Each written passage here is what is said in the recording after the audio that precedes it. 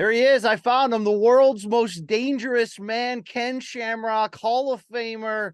And really, I mean, Ken, let's be fair. You might be the reason I got into watching fights and covering it all these years later, from all the way back to UFC 1. But it's great talking with you today on Morning Combat about Valor Bare Knuckle Part 2.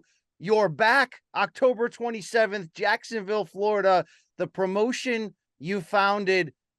And we're talking about the bout circle, Ken. How fired up a couple years after the launch of this are you to get this back on the road? Well, it's exciting, like I said many, many times in different interviews, is that, we launched in 2019, COVID hit. I wasn't a big fan of putting on fights and having to go through all these restrictions. It just felt wrong. So we kind of started building some platforms, and we got different apps and stuff built. So we just kind of worked on our business structure, tried to tighten things up. And now we got to a point where things seem to be lightened up as far as the COVID thing, other than the worldly things, but the COVID thing is lightened up.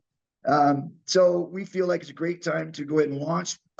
Even during that time where COVID kind of shut things down, we were looking for places that we thought would be great to launch. And we've looked in a lot of different places, and we found that Jacksonville, Florida is just a real big fan base there for bare knuckle and for UFC and for WWE, just a huge fan base for football, just a lot of fans there that love sports. And so we thought, okay, let's do this. And so we made a lot of connections there, met some people, aligned ourselves with the FOP, which was a really big, really important for me because of how I grew up and some of the things that happened to me growing up. Without that, I wouldn't be where I'm at. So very appreciative of that, being able to align ourselves with the FOP and get some great things done. But it's going to be exciting. October 27th at the UNF in Jacksonville, Florida. We're doing VBK2, and we spent a lot of time traveling around Florida the last 3 months, putting on tryouts and handpicking these fighters and matching them up so that we think we can put on probably one of the better shows that people have seen in a while. And because of the bout circle, because of the rule sets, you will see action. Well, let's start right there, because that's, I believe, what sets you apart. It's bare knuckle fighting, but you've got the bout circle, which is kind of like an old pit, no ropes, no cage. Why do you think that separates you and makes this brand so unique in the larger combat space? Well, I'm not about, I don't know about separates us, but we're different, right? They got the ropes and different types of styles, and it's good, right? I mean, they've been doing that for 100 years, so it's cool, right? And they're doing really good. But I just felt like if I was going to come out, I want to kind of be different, figure out a way to be different, and also pay attention to what the fan base has been saying, what the media has been saying, what the fighters are saying, and then kind of pay attention to the world of social media and being able to try to figure out how we put all those things together. And I remember thinking in parts of the social media, because that's a big platform and people are always going there, and you look at it and it's 6 to 10 second clips. I mean, like, things are happening fast and people are just buying into that. So I'm trying to figure out how to make fights faster so that people are more engaged to them and that the fighters are more excited about fighting. And so I remember looking at how football kind of put their things together and how baseball put a pitch count in to speed things up because the fans are getting bored. And, football, they took a lot of rules, the hitting out, some of the hitting on the receivers so they can score more points, can't touch the quarterback. I mean, for a lot of ways for defense, it sucks, but it makes the game exciting. People are watching, it's growing. And I felt like doing something with Valor, we got to pay attention to that. And so by putting in these different rules, that's like no clinching, forces you to fight. You can't grab when someone hits you. No ropes, no cage. If you can't back up and lay on it and try to take some time off to recover because you got hit, and it forces you to use footwork, so you're engaged constantly. No tape on the hands, no glove. That's more for me, and again, it's just my opinion, it's more about safety. I feel like a glove on the hand allows somebody to punch you way too many times and not hurt their hands. And so putting that out, taking that out of there, I think it really does. One, you get more knockouts, but two, long-term damage goes away. Not all the way. I think you're still going to have, because it's still fighting, you're still going to have damages. But I think it lessens the amount of times that you're getting hit. And so that was important. And then the visual ability for media, for fan base, when there's no ropes or cages. It's just unbelievable. I saw the first one, and even though I kind of understood what it was going to be, when I actually sat and watched it, unbelievable action when you don't have to keep looking up at the monitor to see what happened. It was a great event. We really enjoyed it. We're back with number 2, and I think we're in for a real exciting time. Well, when you launched in 2019, you had a lot of names fight fans know across all the combat sports, ex-UFC vets. You had a former boxing champion, Anisha Smith, and you're bringing back the similar amount of names on the broadcast team when we're going to see veterans like Bobby Ches, Seth Petrozelli, names we know well. What type of fighters are we going to see on the October 27th card? Yeah, this was a little bit different because it's our second one back. It's not going to be, streamed out there. It'll stream later. So it's basically just what we call a house show. We get all our ducks in a row, make sure that we know how to put on an event. It's been a while. And so it's about going in. I remember personally, when I just got back actually last night, because I've been, the last 3 months I've been traveling home and then gone again, home and then gone again. But we've been traveling around doing tryouts all through the state of Florida. And me personally, I've been watching these guys spar and being able to pick the ones that I think that will do well in the bout circle with our rule sets, and then matching them up. Because some of these guys got beefs with each other because they're in the same weight class, they're in the same state, and they say they're the best. And so we get to go, okay, prove it. We're going to put them in and let them prove it. So it's not about big names on this one. This one is about bare knuckle and the bout circle. Sure. You can get tickets at valorbk.com. That's VALOR for this October 27th event in Jacksonville. Ken, how does it feel to still be in the game and still be, coming up with new, following the trends, following social media, and following where fighting is going after such an illustrious career? It's got to keep you young, along with the work you still do in the weight room. I never wanted to step away from fighting. I was 52 years old and still wanted to fight. And the only thing is I knew probably should have stopped 5 years prior to that. But in my mind, I always felt I could overcome, because I always have been. And so that never goes away. You always feel like, okay, I can fix it. I can fix it. I can get better. And then we get to a point where we realize it's going backwards, not forwards. And so I had to step away, but I never wanted to. And so in order for me to stay involved, I needed to figure out how I could be involved. And this by being a promoter and by, putting something together. And again, I don't want to be second best. I want to go out and do the best that I can and be different and find ways to be exciting. Because to me, that's what gets my blood going. That's what gets my heart going. I enjoy this stuff. But again, like I said, I want to challenge people. I want to go out there and I want to challenge people to be the best. And so that's kind of what it is for me. And I'm staying involved. I get to see a lot of these young fighters go in there and follow their dreams like I did and watch them flourish. And that's satisfying. Yeah, it's got to be. It's got to be. It's great to see it's still such a big part of the fight game in general. And Ken, I'm sure you follow the fight news as much as anyone. Who could have a bigger stake in experience-wise in this news? UFC and WWE merging with the new TKO group. I've got to be interested. What was your perspective on that, considering the illustrious career you've had across all of combat? One word comes to mind: told you so.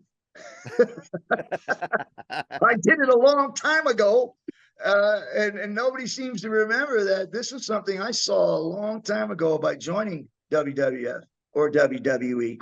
Obviously when I did it, I didn't realize that it would be as successful. I mean, when I went in there, it was unbelievable. Everything matched. All the moves that I did was perfect.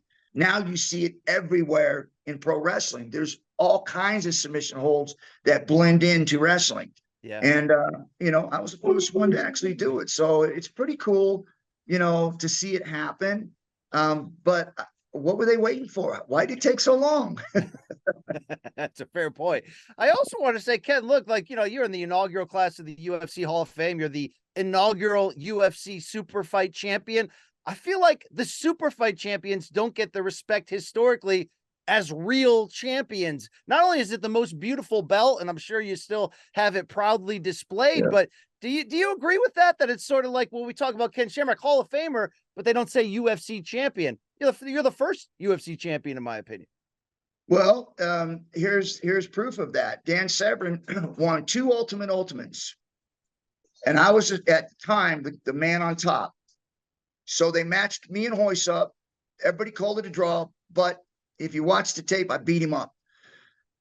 Dan Severn comes in after winning 2 Ultimate Opens. He's the UFC champion, and I am the Pancrase champion. They don't even name me as UFC champion. So Dan comes in after destroying all the competition in the UFC. They match us up one-on-one, and I choke him out in 1 minute and 40 seconds. I go in, I beat the stuffings out of Oleg Topalov.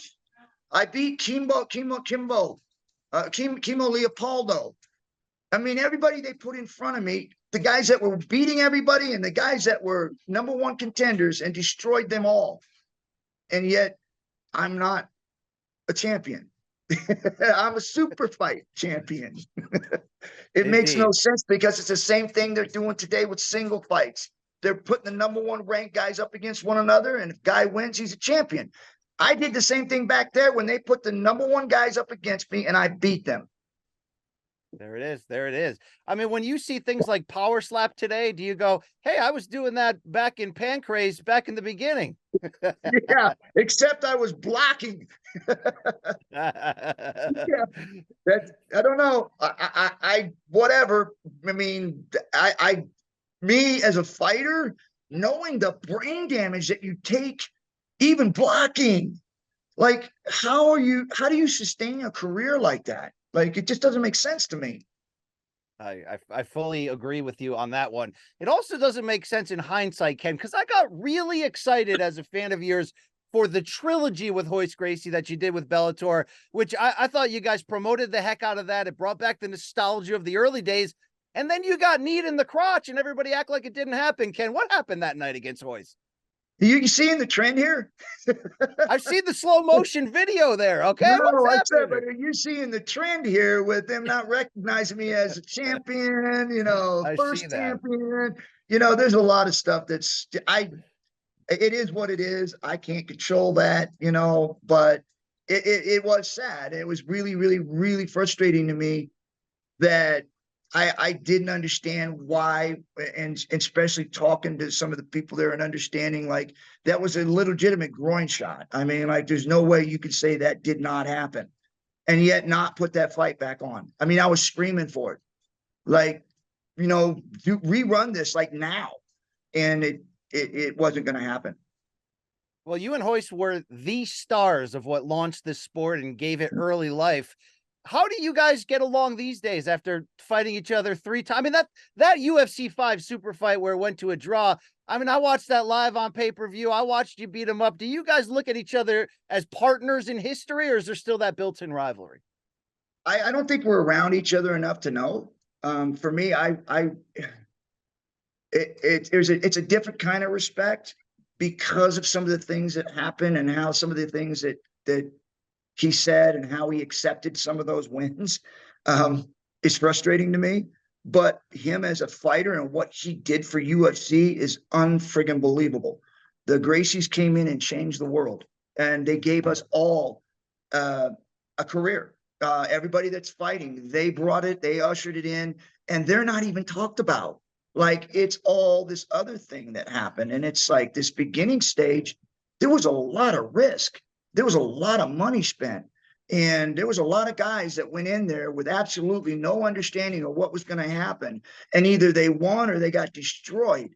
But they still did it. And it was literally billed as one man or 2 men walk in and one man's walking out. And that's what it was. So it's a shame that there's not some sort of, Hall of Fame or some sort of things for these guys that really put it all on the line, and the ones that succeeded and done well get no recognition. And to me, it's just like Gerard Godot. I mean, like that dude was freaking amazing. Oh yeah. And we never talk about him. No, not at all. I mean, do you feel in general that transitioning from the SEG era to the Zuffa era of UFC that it's sort of been purposely forgotten some of these early memories? Well, I don't know if it's purposely, or maybe it is. I don't know, but I understand it too. You're building a business and you're building a brand, and that brand is yours. So I understand it. But at the same time, it'd be cool if there was every now and then that, those guys, myself, I've got my, I know who I am. I know what I've done. I'm good. Right. But some of those guys, man, it's a shame that there's not more, because without those guys, this never happens. Well, when you look at Valor BK and the things you're trying to do there, we're at the 30-year anniversary of a lot of ways the sport in general of mixed martial arts. You've seen firsthand how much it's changed, but I feel like in some ways you're trying to bring back some of that old raw energy of the early days with Valor BK. Like, is what's old new again in that regard? You have no idea what we're about to bring back. We got the bare knuckle stand up, and we're going to launch that, and we're going to run with it. But man, it don't end there. I think there's a lot of stuff we can do, because in my opinion, the early UFCs was what fighting is about. It isn't about putting something on somebody like a gi or like a glove or tape to be able to give you a better opportunity to land a punch, or take away submissions because the gloves are too big. Doing it true bare knuckle is the way it should be, right? Because that's true fighting. Right now, bare knuckle is what's hot, and it is fast. And with our rule sets, it's even faster. And to me, that's what people want to see. So we're running with that. We're going to keep running with it. And maybe years down the road, when someone has a grudge match, we'll go, okay, no holds barred. You too. I love it. I love it. Well, Ken, it's great to talk to you. People can go to valorbk.com right now to get tickets for Valor Bare Knuckle 2, October 27th, Jacksonville, Florida. Ken, you look like a brick shithouse still. Congratulations on everything you accomplished. And I mean, if the phone rings and they need you to fight, it looks like you can still do it. That's all I'm saying, Ken. All right. Yeah, as long as I don't got to train. Just point me there and go. There it is. Ken Shamrock, thank you for your time. It's been a pleasure. Best of luck to you guys moving forward. Appreciate you.